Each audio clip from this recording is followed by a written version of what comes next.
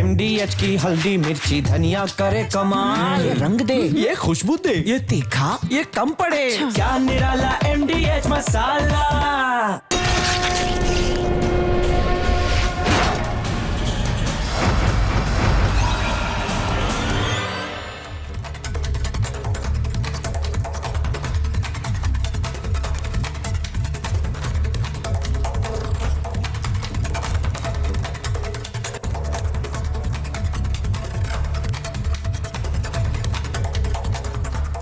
दोस्तों नमस्कार, प्रणाम। मेरा नाम है राम और रिपब्लिक भारत पर अब शुरू करने जा रहा हूं महाभारत। दर्शकों, आज सुप्रीम कोर्ट के दो फैसले आए हैं। दो फैसले, एक मामला कुलदीप सेंगर का और दूसरा मुद्दा अरावली का। एक मामला जिसमें एक जघन्य अपराध के आरोपी नहीं बल्कि दोषी को, एक भयानक अपराध के दोषी को हाईकोर्ट ने राहत दे दी थी, उम्र कैद की सजा को सस्पेंड कर दिया गया था। और दूसरा मामला जिसमें अरावली की परिभाषा ही बदल दी गई थी, परिभाषा ही बदल दी गई। इन दोनों मामलों में सुप्रीम कोर्ट ने पुराने फैसलों पर रोक लगा दी। हाई कोर्ट के फैसले को भी रोक दिया गया है और खुद सुप्रीम कोर्ट द्वारा दिया गया नवंबर वाला फैसला सुप्रीम कोर्ट ने खुद ही रोक दिया है। यह सामान्य बात नहीं है, यह बड़ी बात है। पहले बात सेंगर के केस की करता हूं। कुलदीप सेंगर की जमानत पर रोक लगाई गई है। सुप्रीम कोर्ट ने हाई कोर्ट के आदेश पर रोक लगा दी। इस मामले में एक गंभीर कानूनी सवाल है, यह सुप्रीम कोर्ट ने कहा है, गंभीर कानूनी सवाल है। सीजीआई ने यह कहा कि जज से भी गलती हो सकती है। जब यह फैसला आया तो हमने पूरे सम्मान के साथ कहा, पूरे सम्मान के साथ कि मिलॉर्ड, हाईकोर्ट के प्रति हम पूरा सम्मान रखते हैं, लेकिन फैसले से सहमत नहीं हुआ जा सकता। आज सीजीआई ने कहा कि जज योग्य हैं जिन्होंने यह फैसला दिया, लेकिन गलती किसी से भी हो सकती है, जज से भी हो सकती है। सारा खेल यहीं छुपा हुआ है। गलती किसी से भी हो सकती है, आपसे भी हो सकती है, मुझसे भी हो सकती है, लेकिन जब कोई यह मान ले कि उससे गलती हो ही नहीं सकती, जो उसने तय कर लिया है वही सही है, जो उसने मान लिया है वही सही है, जो वो कर रहा है वही सही है, सारी दिक्कत वही है। जब कोई यह सोचकर ही फैसला करे कि इससे नफा नुकसान क्या होगा, उसका फायदा क्या होगा, उसका नुकसान क्या होगा, तो उससे वो गलती मनवाना बहुत कठिन है, बहुत कठिन है। यह अरावली के मामले पर हुआ है, यह अरावली के मामले पर हुआ है। मैंने पूछा, रिपब्लिक ने यह सवाल पूछा कि यह 100 मीटर की परिभाषा क्यों मानी, क्यों मानी यह 100 मीटर की परिभाषा? 100 मीटर से छोटी पहाड़ियां अरावली क्यों नहीं कही जाएंगी? यह 500 मीटर का गैप क्या अरावली को बिखरने से बचा पाएगा? आपने तय कर दिया कि दो ऊंची चोटियां 100-100 मीटर की, उनके बीच का 500 मीटर का क्षेत्र ही अरावली होगा। क्या यह बचा पाएगा? दर्शकों, 12,000 से ज्यादा अरावली की पहाड़ियां हैं और जिनकी ऊंचाई 100 मीटर से ज्यादा है, उनकी संख्या केवल 1,000। आप समझिए, हमने पूछा कि क्या यह 500 मीटर वाला फैसला अरावली को बचा पाएगा या खनन माफिया पूरी अरावली को चाट जाएगा? तो हमसे कहा गया कि बताइए, आप लोग सुप्रीम कोर्ट के ऑर्डर पर सवाल उठा रहे हैं, आप सुप्रीम कोर्ट के ऑर्डर पर सवाल उठा रहे हैं। हमने फिर कहा, हमने कहा कि सर्वोच्च अदालत के प्रति पूरी निष्ठा है, सर्वोच्च अदालत का सर्वोच्च सम्मान है, लेकिन तर्कों के आधार पर क्या प्रश्न नहीं पूछे जा सकते? प्रश्न पूछे जा सकते हैं, और अदालत में जो रिव्यू के नियम हैं वो हमने नहीं बनाए, इसी माननीय अदालत ने बनाए हैं। अदालत रिव्यू पिटीशन स्वीकार करती है। सुप्रीम कोर्ट में यह नियम पहले से है। दर्शकों, आप जानते हैं कि जब रिपब्लिक बोलता है तो राष्ट्र सुनता है, और इस देश ने सुना। हम देश के आभारी हैं, जनता के आभारी हैं। इस देश की जनता ने सहयोग किया, हमारा समर्थन किया, जगह जगह लोगों ने प्रदर्शन किया अरावली के लिए, पर्यावरणविद लड़े, राजस्थान की जनता लड़ी, और यह बात ऐसी उठी कि सुप्रीम कोर्ट ने स्वतः संज्ञान लिया, दर्शकों, स्वतः संज्ञान लिया इस मामले पर। सुप्रीम कोर्ट ने खुद संज्ञान लिया, और जब सुना इस मामले को तो पिछला जो ऑर्डर था जो सुप्रीम कोर्ट ने दिया था, माननीय सर्वोच्च अदालत ने दिया था, उस आदेश पर रोक लगा दी और यह तय किया गया कि इस मामले की जो अगली सुनवाई है वह अब 21 जनवरी को होगी। तब तक क्या होगा? तब तक यह 100 मीटर वाली परिभाषा स्थगित रहेगी, इस पर रोक रहेगी। सुप्रीम कोर्ट ने कहा कि एक उच्च स्तरीय कमेटी गठित की जाएगी जो संबंधित मुद्दों पर अपने सुझाव हमको देगी। अब आप यह समझिए कि पहले भी तो एक कमेटी थी, उस कमेटी के सुझाव के आधार पर ही सुप्रीम कोर्ट ने एक ऑर्डर जारी किया था, लेकिन अब माननीय अदालत क्या जानना चाहती है? माननीय अदालत वो सारे पॉइंट जानना चाहती है जो रिपब्लिक ने दर्शकों के सामने रखे हैं, जो हमको लगा कि इसमें कुछ गड़बड़ है। सुप्रीम कोर्ट क्या जानना चाहता है? सुप्रीम कोर्ट दरअसल यह जानना चाहता है कि 100 मीटर की परिभाषा और 500 मीटर का गैप क्या सही है? दो ऊंची चोटियों के बीच अगर 500 मीटर से ज्यादा गैप है तो क्या खनन की इजाजत दे दी जाएगी? मसलन सुप्रीम कोर्ट ने आज क्या पूछा?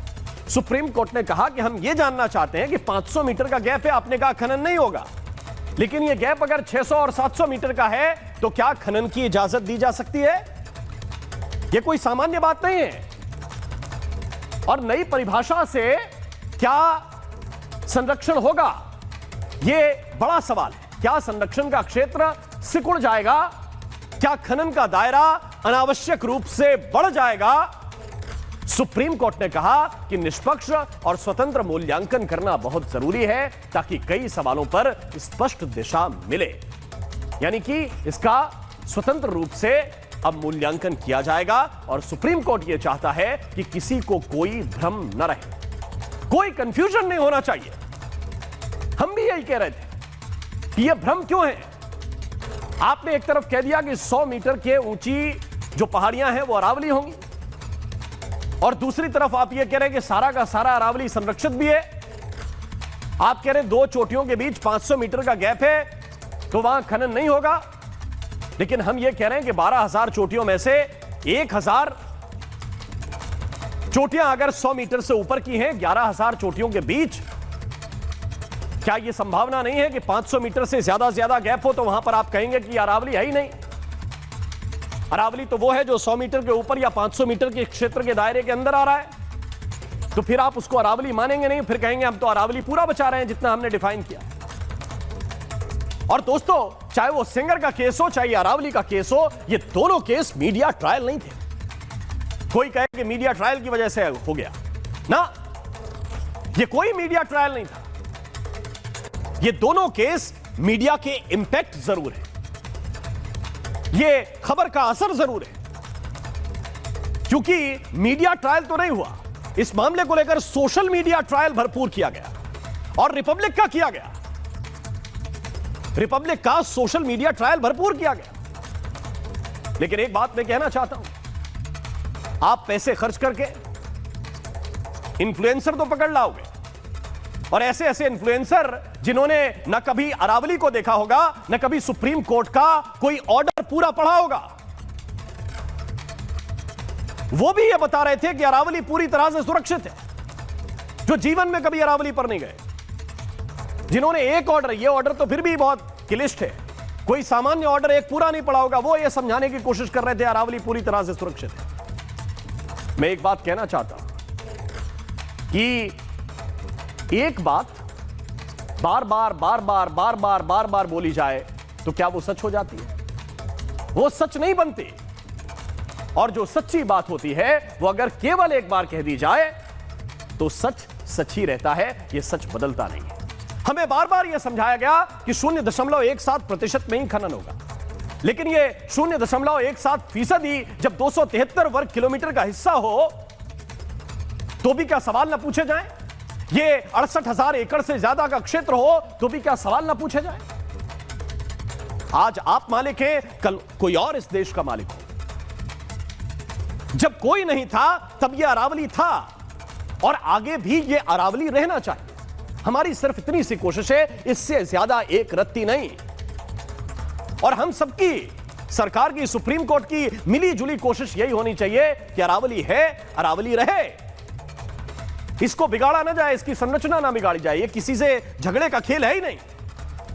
दर्शकों, ये दोनों के दोनों केस इस बात के उदाहरण हैं कि जनता की आवाज सुनी जा रही है। ये दोनों फैसले ये बता रहे हैं कि जनता की आवाज की विजय हुई है, जन आंदोलन की विजय हुई है, जन भावनाओं की विजय हुई है। यह विजय अरावली की हुई है। लेकिन फिर भी एक मन में सवाल है, क्या यह विजय पूरी तरह से हुई है? क्योंकि अभी एक कमेटी बनाए जाने की बात हुई है। कमेटी कहती क्या है, इसके बहुत सारे पहलू अभी बाकी हैं, वो देखे जाने, उन पर जाऊंगा, चर्चा करूंगा। लेकिन पहले एक रिपोर्ट आपको दिखाता हूं।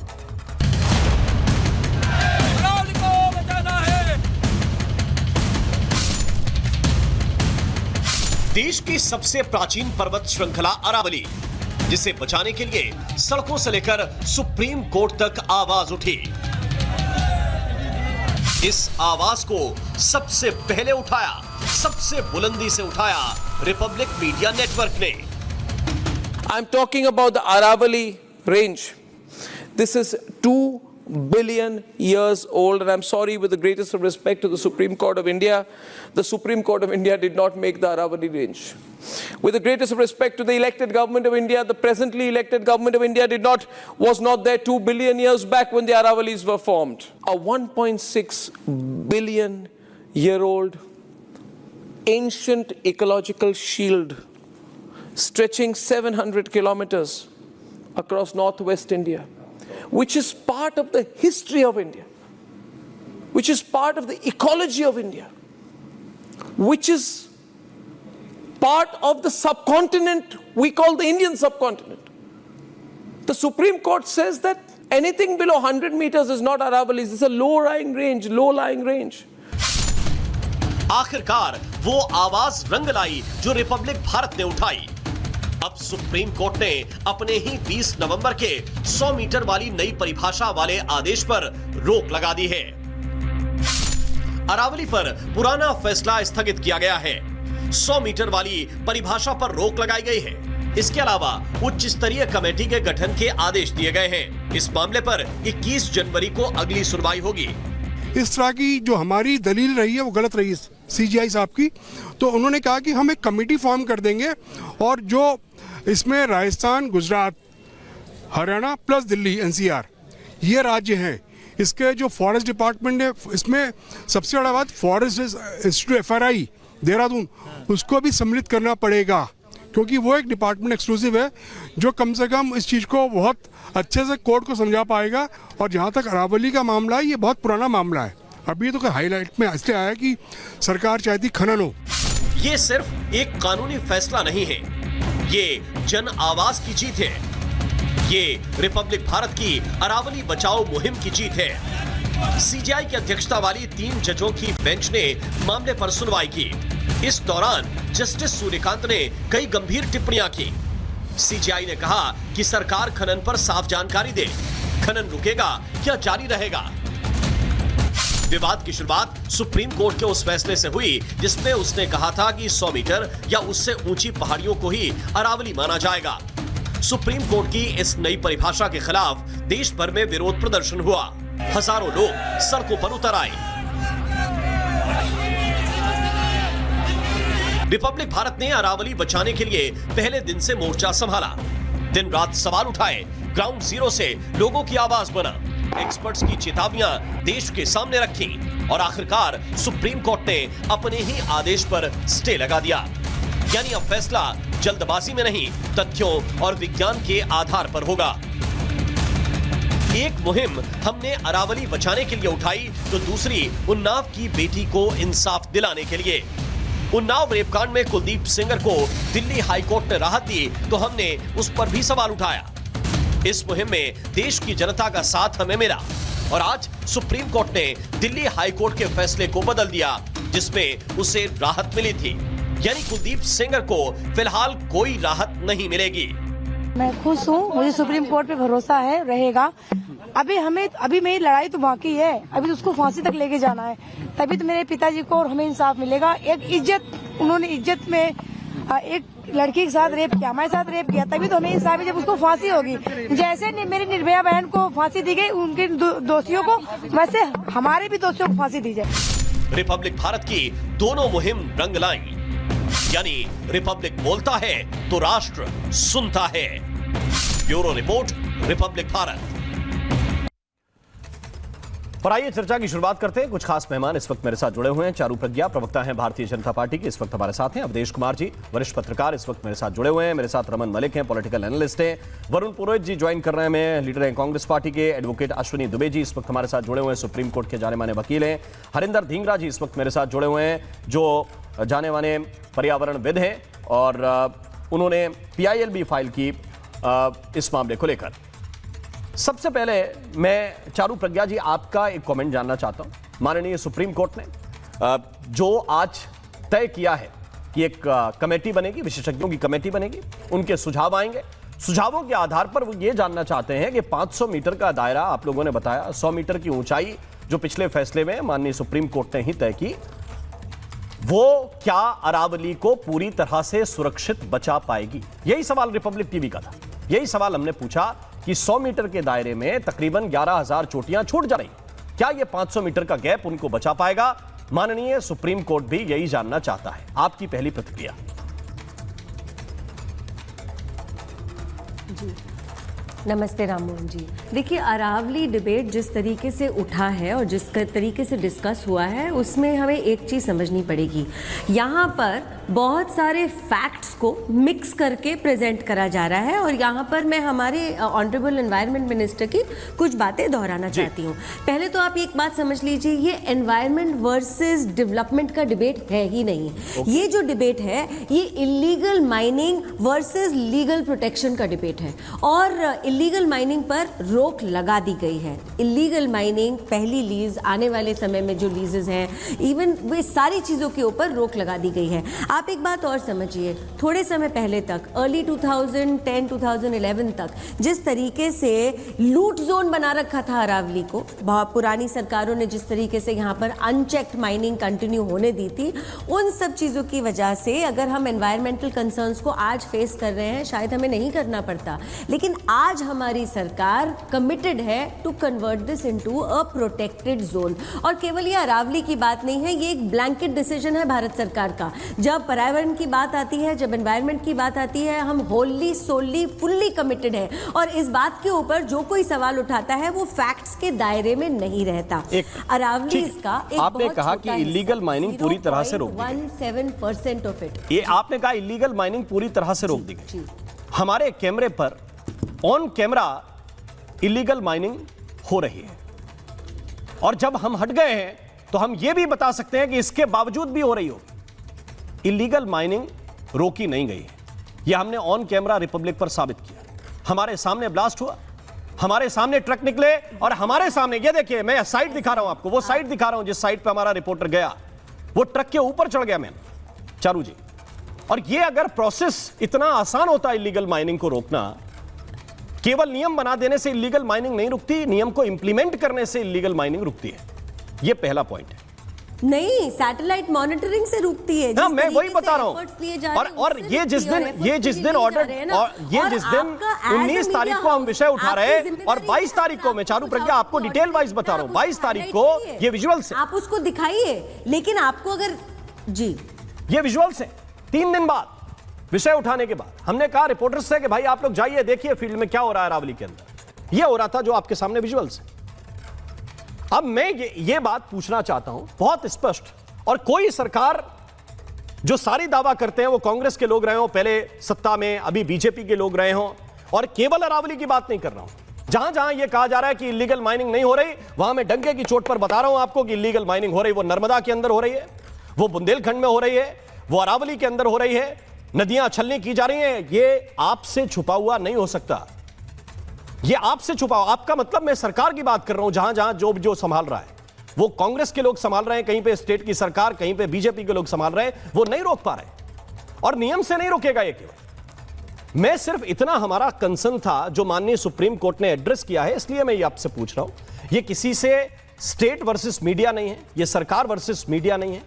मैं ये कहता हूं कि सबके सहयोग से एक ऐसा माहौल बने कि हमारा पर्यावरण भी बचे, जो तय मानक है उनके आधार पर डेवलपमेंट भी हो। केवल इतनी बात मैं इसलिए पूछ रहा था कि आज माननीय सुप्रीम कोर्ट ने जो कंसर्न जाहिर किए हैं, जो वो जानना चाहते हैं, उस पर आपका टेक क्या है? जी, सुप्रीम कोर्ट के सारे कंसर्न्स बिल्कुल जायज़ हैं और हमारी जो सरकार है, और अब आप मेरी बात ध्यान से और समझ के सुनिएगा राम मोहन जी, क्योंकि मैं चाहती हूँ ये बात दर्शकों तक पहुँचे।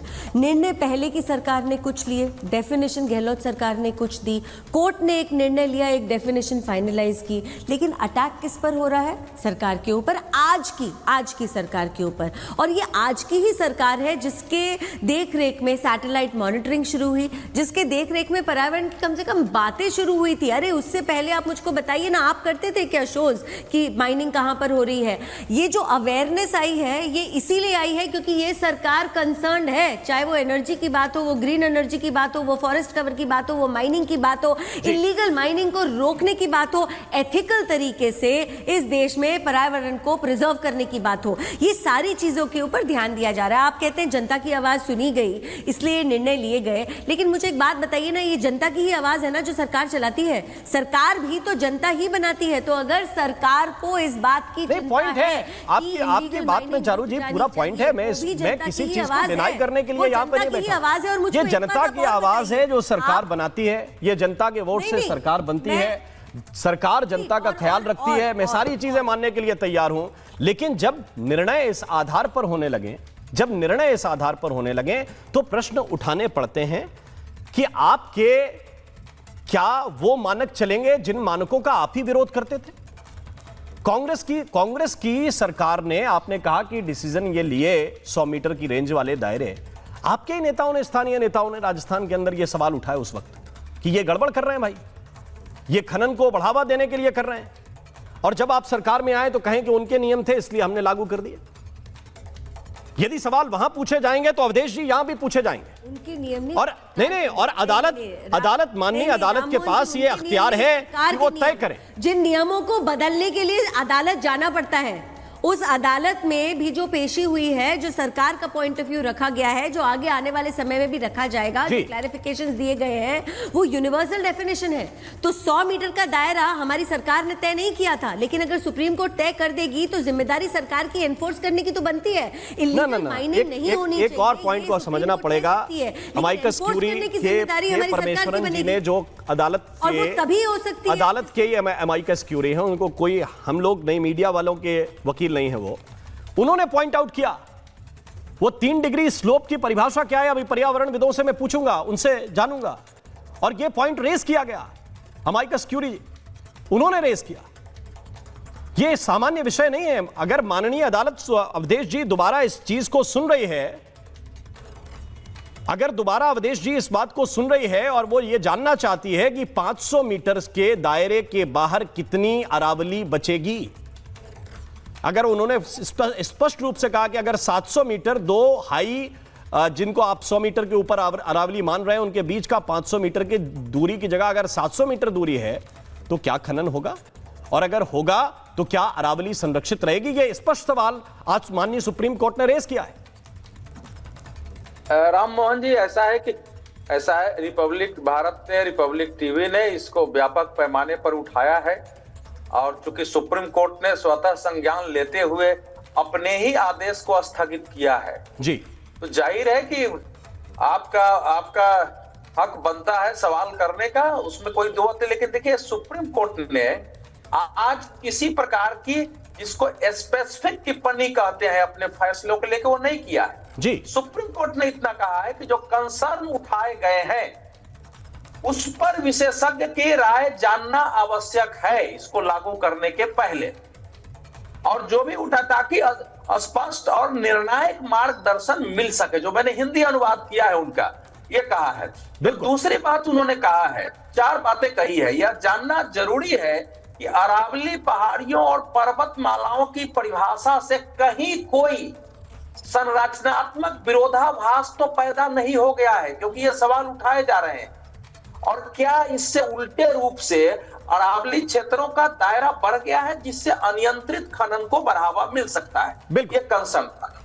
तीसरी बात उसने कहा है कि इनमें यह सवाल भी शामिल है कि क्या पहाड़ियों के बीच 500 मीटर के अंतराल वाले क्षेत्रों में नियंत्रित खनन की अनुमति दी जाएगी, और यदि हाँ तो ऐसे कौन से सटीक संरचनात्मक मानक अपनाए जाएंगे ताकि जो पारिस्थितिक निरंतरता है बनी रहे।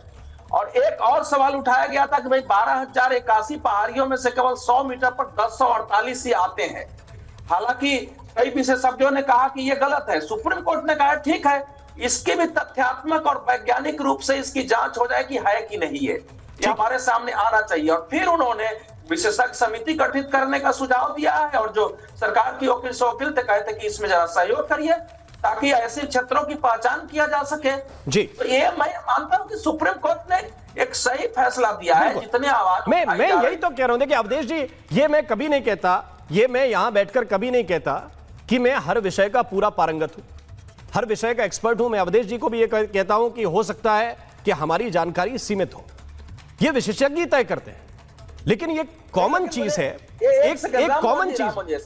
जी जी राम मोहन जी, हाँ। नहीं, इसमें क्या हो रहा है कि देश में कुछ ऐसे लोग हैं जिनके साथ मैं भी रहा हूं, आंदोलन करता रहा हूं, आंदोलन के अलावा वो कोई काम कर ही नहीं सकते हैं। कुछ लोगों का तो जेन्युइन कंसर्न था, लेकिन ये जो बहुत बड़ा वर्ग है दिन में, जिसको एक खेती चाहिए आंदोलन की, वो ऐसी ऐसी रिपोर्टें ला रहा था जो रिपोर्ट थी ही नहीं, है ही नहीं। हरिंदर ढींगरा जी को इन कराना चाहता हूं। हरिंदर ढींगरा जी, जी जी हरिंदर जी, वो उस विषय को देना चाहिए। सरकार ने स्वयं ही रोक लगा दी थी। क्या कहेंगे आप?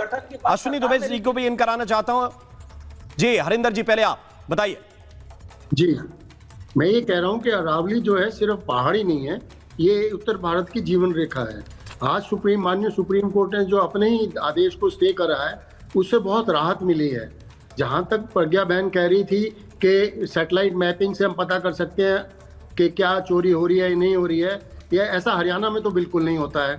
यहाँ मैंने हाई कोर्ट में एक विद प्रमाण के साथ लगाई है पिटीशन और एप्लीकेशन लगाई है, जिसमें बताया गया है कि पूरी की पूरी एक हिल गायब हो गई, पूरा का पूरा एक पहाड़ गायब हो गया।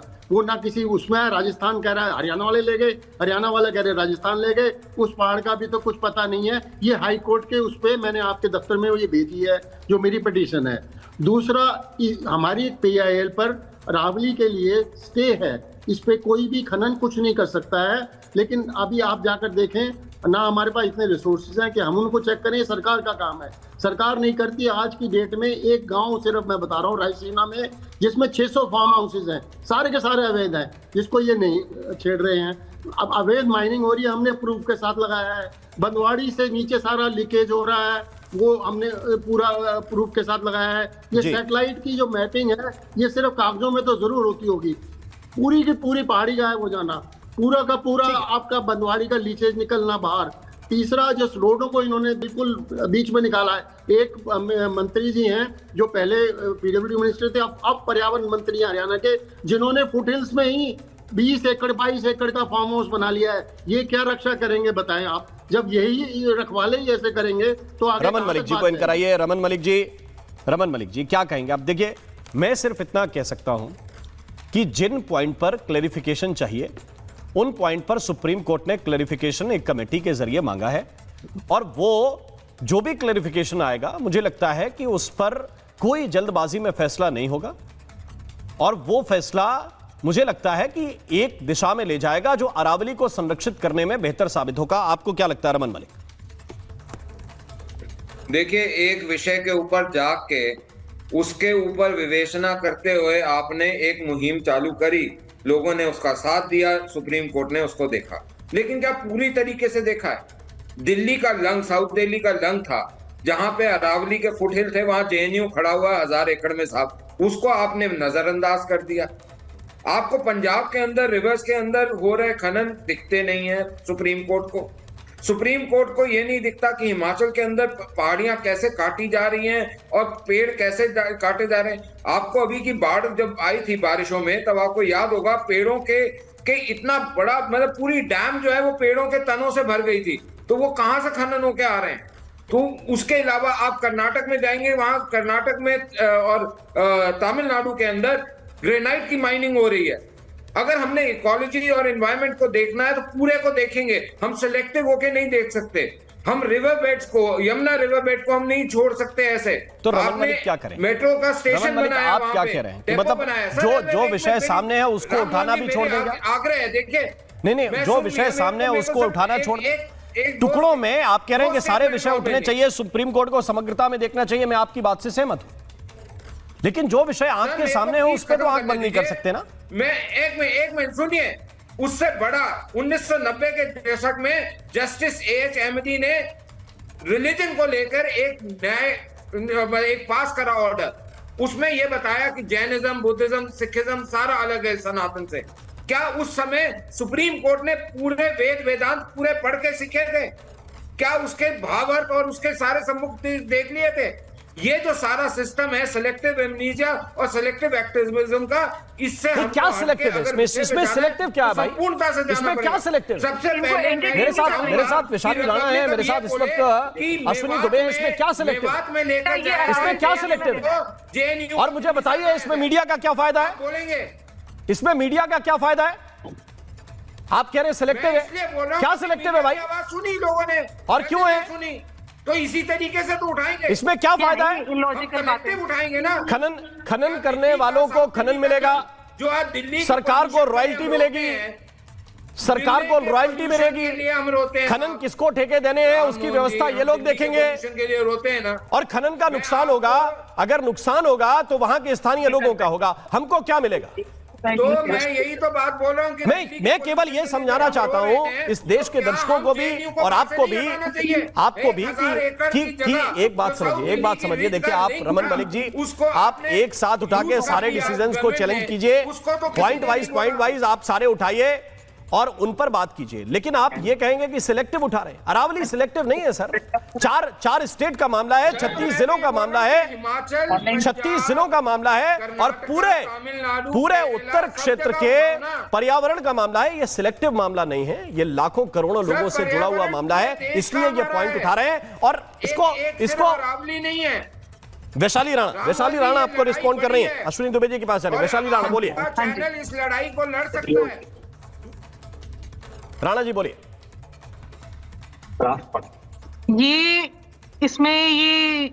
ये जस्टिस अहमदी की बातें, इनका अरावली से क्या लेना देना है और जो सुप्रीम कोर्ट में आज जो हुआ है उससे क्या लेना देना है, मुझे तो लॉजिक ही नहीं समझ आया। मतलब हम पॉइंट पे, मुद्दे पे बात कर लें। और यदि ये बोल रहे हैं कि हिमाचल में माइनिंग हो रही है, कर्नाटक में माइनिंग हो रही है सब, तो भाई तो चेक करो ना। ये तो आप ही का काम है चेक करना, या हम चेक करेंगे जाके? हम तो ऑलरेडी रिपोर्ट कर रहे हैं ये चीजें। The government is failing, we are citizen, हम सिटीजन होने के नाते तो हम ऑलरेडी ये चीजें रिपोर्ट कर रहे हैं। हिमाचल की और कहाँ जाएंगे हम और किसको बोलेंगे? स्टेट गवर्नमेंट कर्नाटक की बात नहीं है, हिमाचल में माइनिंग हो रही है, मध्य प्रदेश में माइनिंग हो रही है। मध्य प्रदेश में मोरेना जिला में जाएं और जाके देखें पहाड़ों के विंध्यास के पहाड़ गायब हो रहे हैं। मैं तो सारों की बात कर रहा हूं जी। सबसे पहले तो जेएनयू को हटाओ, 1000 एकड़ में दिल्ली का लंग खत्म कर दिया, उसको हटाइए। 1000 एकड़ का दिल्ली का लंग, साउथ दिल्ली का लंग जो है वो बर्बाद करा हुआ जेएनयू में, वहां से उसको हटाइए और मेवात ले जाइए खुले में। 1000 की जगह 1500 बनाओ। पॉइंट अश्विनी दुबे जी के पास होगा। हम लोग ये एग्जैक्टली वो सवाल है कि भाई आपको रोकना है तो आप रोकिए। ये बात ठीक है, आप मुरैना का पॉइंट सही रेस कर रहे हैं। अभी भी ट्रैक्टर दौड़ते हुए रात में 11-12 बजे चले जाइए, मैं डंके की चोट पर बता रहा हूं।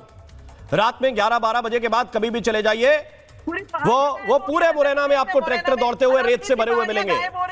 पूरे मुरैना में दौड़ते हुए मिलेंगे ट्रैक्टर, आज भी मैं गारंटी के साथ दे रहा हूं। और आंखें बंद करके जो चला जाएगा उसको भी दिख जाएंगे। पुलिस रोकती है तो पुलिस पे चढ़ा देते हैं भाई, पुलिस रोकती है तो पुलिस पे चढ़ा देते हैं। ये किसी से छुपी हुई बात नहीं। लेकिन मैं अरावली पर वापस लौट कर आ रहा हूं। मैं अश्विनी दुबे जी आपको इन कराना चाहता हूं, जो आपके कंसर्न थे पिछली डिबेट में, आप मेरे साथ थे। क्या आपको लगता है कि इस जो सुप्रीम कोर्ट का रुख है उससे वो एड्रेस हो रहे हैं? देखिए, मैं राम बड़े कन्विक्शन के साथ, बड़े आदर के साथ कहना चाहूंगा कि 100 मीटर से ऊंची पहाड़ियों को अरावली माना उस पे पूरे लैंडस्केप को मिटा देने जैसा होगा। अरावली पूरे उत्तर भारत को सांस लेने लायक बनाता है। कागजों पर हम कह सकते हैं कि एक सस्टेनेबल माइनिंग है, डेवलपमेंट लगता है, ग्राउंड लेवल पर इसका मतलब है धमाके, सड़कें, गड्ढे, तेंदुआ कॉरिडोर, गांव की साझा जमीनों, दिल्ली एनसीआर की आखिरी हरित ढाल को काटते चले जाना।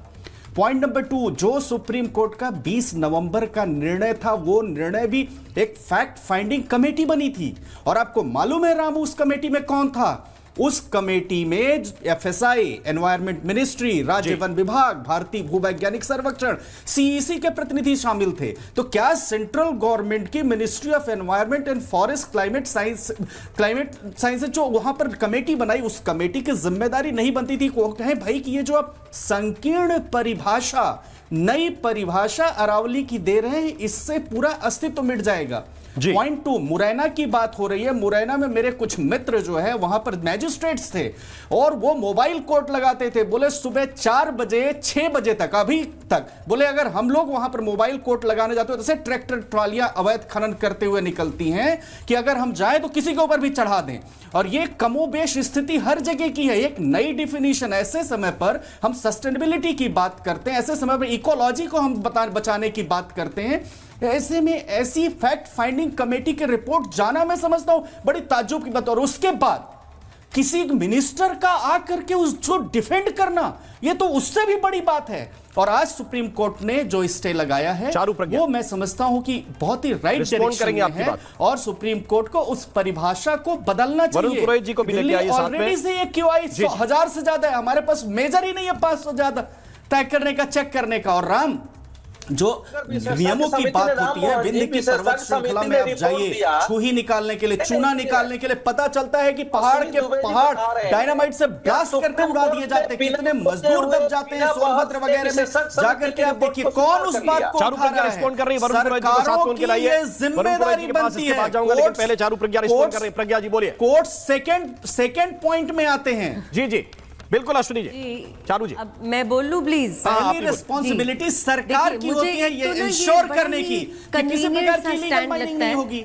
तो जब अरे सरकार की ही जिम्मेदारी है। अब रुक जाइए, आपका नाम चारू प्रज्ञा है तो बोलते रहिए, लेकिन जवाब अगर मुझसे मांग रहे हैं तो रुक जाइए और सुन लीजिए मैं क्या कहना चाहती हूँ। कितना आसान है ना सब लोगों के लिए आके बोलना सरकार फेल हो गई। अभी आपसे पहले भी जो महिला अभी बात कर रही थी, मैं उनका नाम नहीं समझ पाई, वो भी यही बोल रही थी, अरे the government is failed. It's so convenient to say that without realizing that this is a government which is actually working on ground, without realizing that आप आज माइनिंग के खिलाफ जो बातें कर रहे हो उसके ऊपर एक्शन हो रहा है, काम हो रहा है, इसीलिए आपको आज ये दिखाई दे रहा है, ये डिस्कशन आज हो रहे हैं। ये मैं कहना चाहती हूँ। दूसरी बात, वापस से एक और कन्वीनियंस स्टैंड है आपका ये कहने का कि भाई सारी माइनिंग रोक दीजिए। इस तरीके से चलता है क्या? इस तरीके से चलता है क्या? एडवाइस देने के लिए आप तो उन लोगों में से है ना कि सचिन तेंदुलकर को भी सिखाएंगे कि क्रिकेट कैसे खेला जाता है। यही बात है ना कि इस तरीके से सिखाएंगे। हमने ऑन ग्राउंड जाके डेटा कलेक्शन किया है। आप के रिपब्लिक टीवी के रिपोर्टर्स को हमने कई साइट्स दिखाई हैं जहां भी माइनिंग चल रही है। इन्हें बोलिए साथ में आएंगी, मेरे साथ चले, मैं इनको अभी 5 साइट्स पे ले जाऊंगी जहां इलीगल माइनिंग चल रही है। इलीगल माइनिंग, चलिए इन्हें बोलिए to come with me. Task force बननी होती है जो सीईसी ने रिकमेंडेशन दी है। वैशाली जी एक सेकंड, चारू प्रज्ञा रिस्पॉन्ड कर रही है, फिर वरुण पुरोहित की बारी है। टास्क फोर्स की रिपोर्ट्स दे सकते हैं। ओके वैशाली। चारू प्रज्ञा बोलिए। देखिए, जो भी रिपोर्ट मांगी जा रही है, पहली बात तो मैं आपको साफ बता दूं कि सुप्रीम कोर्ट भी रिपोर्ट्स पर, डेटा पर, फैक्ट्स पर चलते हैं, ठीक है ना। तो जो सरकार से डिटेल्स मांगी गई हैं वो जब कोर्ट के सामने होंगी, वो जनता के सामने होगी, जनता के सामने रख दी गई है। हमारे एनवायरनमेंट मिनिस्टर ने एक बहुत ही डिटेल प्रेस कॉन्फ्रेंस के जरिए हम सबको ये बता दिया। पहली बात, जो सुप्रीम कोर्ट के निर्णय हैं उसके ऊपर काम करने की जिम्मेदारी हमारी सरकार की है। दूसरी बात, अगर आप पूरे एरिया को देखें तो 0.17% में ही पहले से अलाउड है, वो जितना भी एरिया होगा। और तीसरी बात, मैं वापस यही कह रही हूँ, आप 117% जो आप बता रहे हैं, इट्स 273 वर्ग किलोमीटर्स जी, 68,000 एकड़। अगर नो एब्सोल्युटली, बट मैं आपसे एक माइनर डिफरेंस बता रही हूँ जी, ठीक है। खनन या तो आप ये बोल दीजिए राम मोहन जी, और आप अथॉरिटी के साथ बोल दीजिए, अपने चैनल की तरफ से बोल दीजिए कि माइनिंग देश में कहीं पर भी किसी भी चीज के लिए नहीं होनी चाहिए। आप ये तो नहीं बोल सकते ना भाई, ये मैंने कब कहा होती है जिस चीज की माइनिंग, ये मैंने कब कहा? ये तो नियम आप लोगों को बनाने हैं और पॉलिसीज आज से थोड़ी बन रही हैं। सारी सरकारें जो आई बनाती हैं, स्टेट की भी, लग गया सेंटर है की भी। बिल्कुल। हमारा पॉइंट केवल इतना था कि आप 100 मीटर से छोटी पहाड़ियों को अरावली क्यों नहीं मानेंगे? केवल बेसिक सवाल यह है, इस बेसिक सवाल से इधर उधर ना मैं गया हूं, ना दुनिया की ठेकेदारी लेता हूं। मैं केवल यह बताता हूं कि लीगल माइनिंग ना आप रोक पाए, ना पूर्ववर्ती सरकारें रोक पाई। दुनिया, मैं बता रहा हूं, ना इलीगल माइनिंग आप रोक पाए, ना पूर्ववर्ती सरकारें रोक पाए, और अभी भी हो रही है। जब हम और आप डिबेट कर रहे हैं तो इस वक्त भी चल रही है। मैं बिल्कुल, ये इलीगल माइनिंग है। बस अंतर इतना होता है कि जो इलीगल माइनिंग करने वाले वो पहले कांग्रेस के लोगों को पैसा देते थे, अब बीजेपी के लोगों को देने लगे। इसमें कोई डाउट नहीं है। और जिसको ना पता हो उससे जाके क्षेत्र पूछ लीजिए। मैं घुमा हुआ हूं, देने से पहले मैं घुमा हुआ हूं, मैं जगह जगह जानता हूं। बयान 25-50 फोटो यूं ही भेज दूंगा। बिल्कुल सोर्स आपको अगर भरोसा नहीं होता। राम मोहन जी, इररिस्पॉन्सिबल स्टेटमेंट्स देने से आपका कोई फायदा नहीं हो रहा है। एक्टिविज्म इधर उधर की बात मत कीजिए। ऐसे लोग जो अवैध खनन में संलिप्त रहे, ऐसे लोग जो अवैध खनन में खुले आपके लोगों ने आपकी सरकारों ने कहा कि ये अवैध खनन माफिया है, उनको आपने सरकार में शामिल कर लिया। काम हो रहा है तो आप मुझे बता रहे हैं कि मुझे मत बताइए, 73 पे भी नहीं होना चाहिए। मुझे मत बताइए। अवैध खनन को जिनके ऊपर आरोप रहे उनको आपने सरकार का साथी बना लिया। राम मोहन जी, मैं कोई गैर जिम्मेदाराना बात नहीं करता हूं। ये यहाँ पे बैठा हूं 15 साल रिपोर्टिंग करने के बाद। आप जिम्मेदार बात, एक आदमी को टिप्स पे जानता हूं। ये फर्जी बात नहीं करता हूं मैं। इलीगल माइनिंग नर्मदा खोखली कर दी, चंबल खोखली कर दी, पूरा बुंदेलखंड जहां से मैं आता हूं पूरे के पूरे पर्वत उखाड़ लिए। मैं ये नहीं कह रहा हूं कि सारे आपने उखाड़, पहले वो लोग उखाड़ते थे, अभी रुके नहीं है। गोलियां चलाकर ये मत सोचिए कि कहीं एक लैंड हो जाएगी। वरुण पुरोहित कह रही हूँ, अगर आप इतनी अपनी पत्रकारिता वरुण पुरोहित बात बता रहे हैं और कह रहे हैं कि मैं सही बोल रहा हूँ, आप प्रूफ दो। आपने क्या चलाइए, खुले प्रूफ है, ये कोई छुपे नहीं है। आप एक काम कीजिए, मेरे कहने से इतना सा काम कर लीजिए। कल जाइए मुरैना में, आप केवल 1 मिनट बैठ जाइए, 10 मिनट बैठ जाइए रोड पे, 10 मिनट। रात में 10 बजे से लेकर सुबह 6 बजे तक आप खड़े होकर चेक कर लीजिए। अगर आपको 25-50 ट्रैक्टर अवैध रेत से भरे हुए ना मिल जाए तो मेरा नाम बदल देना। राम मोहन जी, अपना नाम बात बताओ ना। मैं बोल रहा हूं आपसे। नहीं तो मैं पहली बात तो कोई खड़ा हो जाए, एक ABCD कोई खड़ा हो जाए, झूठ नहीं बोल रहा हूं भाई। नहीं है, आपका बढ़िया नाम है आप, लेकिन इसको बोलने का, करने का तरीका, उंगली उठाने का तरीका, हवाई क्या तरीका भाई? पहले ये लोग करते थे, अब आप लोगों की सरकार है, रुक नहीं रहा तो किससे पूछूं, किससे पूछने जाऊं? पहले इनसे पूछता रहा, आज आपसे पूछ रहा हूं कि अवैध खनन रोक लो। वरुण पुरोहित बुरा लग जाता है, ये सामान्य बात है, ये बुरा लग जाता है। लेकिन जब उनकी सरकार हो तो नहीं लगता ये बुरा। मैं खुलकर बोल रहा हूं, जब अपनी सरकार हो तो बुरा लग जाता है। एक IPS अधिकारी ट्रैक्टर चढ़ाकर मारा गया था, कहां पर? मेरी बात मैं आपसे वापस से पूछ रही हूं। मैं बता रहा हूं, एक IPS अधिकारी ट्रैक्टर चढ़ाकर किसने मारा था? अवैध खनन माफिया ने कि हमने? किसकी सरकार थी मध्य प्रदेश के मुरैना में? मारा गया था कि नहीं? अब बोलिए, मैं झूठ बोल रहा हूं तो? वो ट्रैक्टर दौड़ रहा है अभी भी। 2 आदमी बीजेपी के आप खड़े कर दीजिए, अपने आपको 50 एविडेंस मिल जाएंगे। हम लोग तो जाते हैं, गाली खाते हैं, डंडे खाते हैं, वो राइफल लेके खड़े रहते हैं। कहां कहां जाएं? वो किसको पकड़ के लाएं? और ना रुकिए तो ट्रैक्टर और ट्रक चढ़ा देते हैं। ये सामान्य बात है। अरे पत्रकार का काम है, जाएगा, बोलेगा, जिसकी सरकार है उससे सवाल पूछेगा, कह दीजिए आपके अवैध खनन ने, और आपने मान लिया। झेलने वाले हमें, झेलने वाले वो अधिकारी हैं, वो कांस्टेबल रोक नहीं पाते उनको, क्योंकि वो कल के दिन जमानत लेकर खड़े हो जाते हैं। ये सीधी बात है। मैं किसी एक पार्टी को टारगेट नहीं कर रहा हूं, मैं कह रहा हूं सारी पार्टियों का यही खेल है। अच्छा, वो जमानत भी अब भाजपा की जिम्मेदारी हो गई है? बिल्कुल है। अब बीजेपी की जिम्मेदारी, कल कांग्रेस की जिम्मेदारी, परसों जिसकी आएगी उससे पूछूंगा। भाई अवैध खनन होगा तो हम तो पूछ ही सकते हैं, हमारे पास वो नहीं होता कि हम किसी को रोक दें। आपके हिसाब से तो बारिश हो रही है या सूखा पड़ रहा है, वो भी भाजपा की जिम्मेदारी है। आपको इनकी चिक सुननी है तो पूंजीवादियों की। बोलिए वरुण, पूरा डिबेट खराब कर दी पूरी दिन भर बैठ करके, जानते कुछ है नहीं अरावली के बारे में। वो राजपूताना का खून जल रहा है, आपको अपनी बात डिस्कशन और ऐसा है पुरोहित जी, सुनिए, आपकी चिक मैंने इनफ डिबेट्स पर इनफ सालों तक सुन ली है, ठीक है ना? तो आप इस तरीके की अगर व्यक्तिगत टिप्पणी करेंगे तो ये बहुत गलत बात है। चिक की कोई बात नहीं है, इस डिबेट पे जितनी आपकी जगह है उतनी हमारी जगह है, और अगर एंकर में हिम्मत है तो बोल दे, आपको व्यक्तिगत टिप्पणी करना आपको अलाउ कर रहे हैं। चिक बोल रहे हैं, अगर मुझसे सवाल पूछा जाएगा, जब मुझसे पूछा गया मैं तभी बोली, उससे पहले मैं बोली नहीं थी। आपकी चिक मैंने भी सुनी है। Ram Mohan ji, this is too much. ये बोलने लगे किसी आम जनता को, आप हम आम जनता को क्यों मानूंगी भाई? व्यक्तिगत टिप्पणी करोगे तो मैं यहाँ आपकी गालियां सुनने के लिए बैठी हूँ। मेरे पास अभी समय इतना है, कोई भी किसी पर व्यक्तिगत टिप्पणी ना करे। गंभीर मुद्दा है, गंभीर मुद्दे को लेकर पूरे देश को एक साथ सोचने की आवश्यकता है। पूरा देश सोचेगा तब ये समाधान निकलेंगे, और ये समाधान निकलने ही चाहिए। अवैध खनन रुकना चाहिए, देश के पर्यावरण का संरक्षण होना चाहिए। मुझे लगता है कि माननीय सुप्रीम कोर्ट संरक्षण करेगा। महाभारत में आज के लिए बस इतना ही। नमस्कार। अब आया असली स्वाद, अब आया स्वाद। जब स्वाद के पड़े हो लाले तो MDH का चंकी चाट मसाला डालें। MDH का चंकी चाट मसाला। MDH